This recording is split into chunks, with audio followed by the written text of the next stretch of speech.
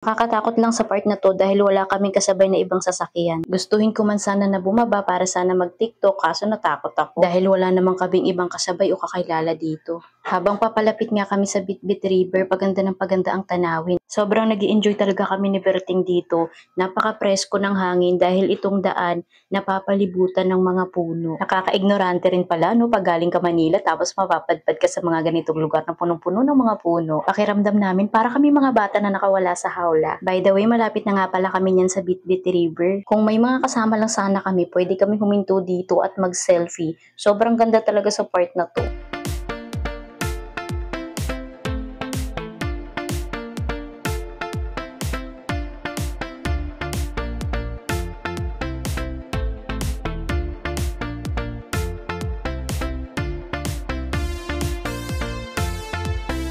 Sa wakas, nandito na nga kami sa Bitbit River, mga mi. Sobrang ganda talaga ng view dito. Sobrang worth it ang binyahe namin.